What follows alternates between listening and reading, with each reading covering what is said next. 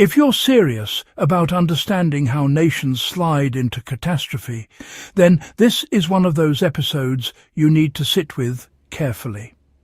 Before we go any further, make sure you subscribe to Hidden Histories WWII and share this channel with someone who values deep, uncomfortable truths about history, because what you're about to hear isn't just about Germany in the 1930s.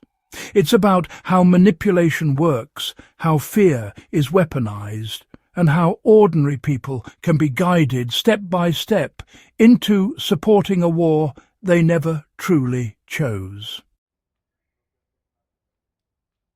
Germany did not wake up one morning in 1939, eager for global conflict. The road to war was long, calculated, and disturbingly methodical. Hitler didn't conquer Germany with tanks first. He conquered it with stories, grievances, legal maneuvers, and emotional pressure.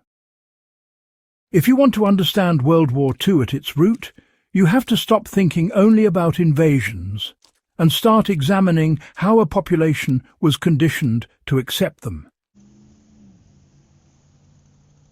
The trauma of defeat after World War I created the emotional raw material Hitler needed. Germany emerged from 1918 humiliated, economically shattered, and politically unstable. The Treaty of Versailles was more than a diplomatic agreement. It was a daily reminder of loss, shame, and imposed guilt.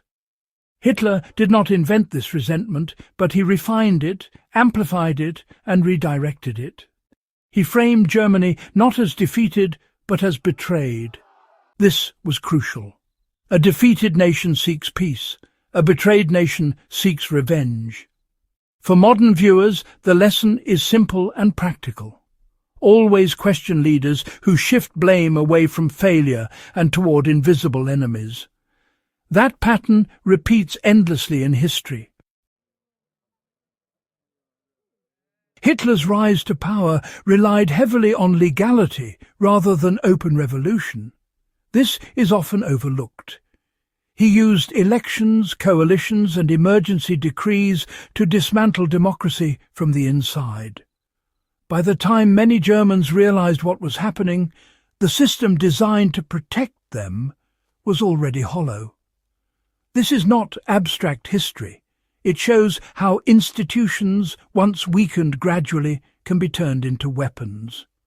Survivability in any political system depends on understanding how small compromises accumulate into irreversible outcomes.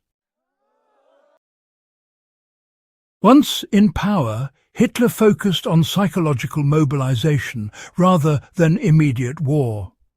The German population was not ready for another conflict in the early 1930s, and he knew it.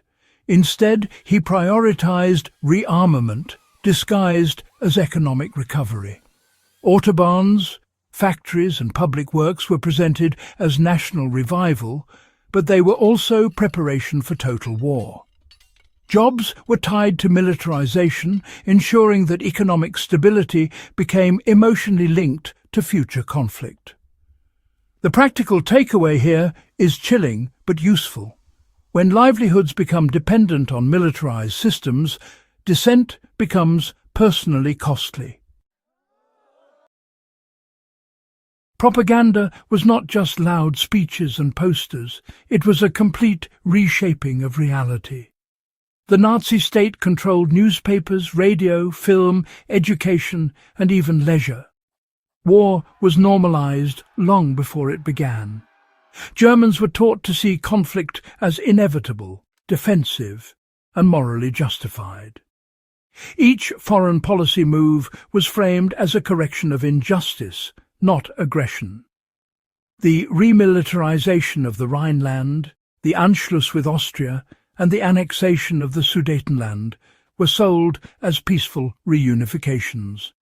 Step by step, the population was trained to accept expansion as restoration.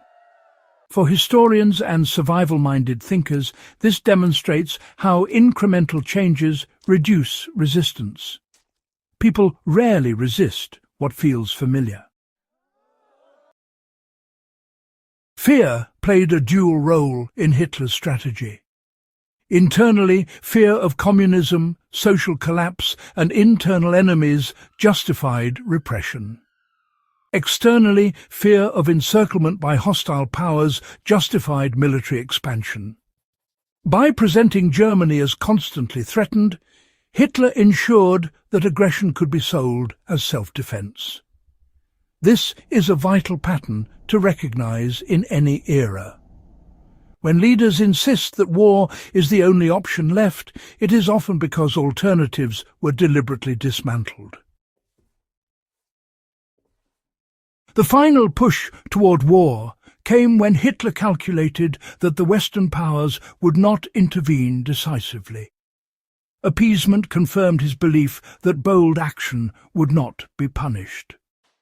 When Germany invaded Poland in 1939, many Germans believed they were acting to protect national survival, not ignite a world war. This is perhaps the most disturbing truth of all. Mass participation does not require mass evil. It requires managed perception, selective truth, and gradual moral erosion. Applying this knowledge today is not about paranoia. It is about pattern recognition. Study how language changes before conflict. Track how economic incentives align with militarization. Pay attention to how dissent is framed as disloyalty. These are not historical curiosities. They are early warning signals. Serious historians don't just document the past. They extract usable insight from it. World War II did not begin with gunfire. It began with stories told often enough that they felt like facts. Understanding how Hitler manipulated Germany into war is not about excusing the crimes that followed. It is about ensuring we are never blind to the mechanics of manipulation again. If this kind of deep, uncompromising history matters to you, subscribe to Hidden Histories WWII, share this video with someone who still believes wars are accidental, and stay with us as we continue uncovering the uncomfortable truths most documentaries leave out.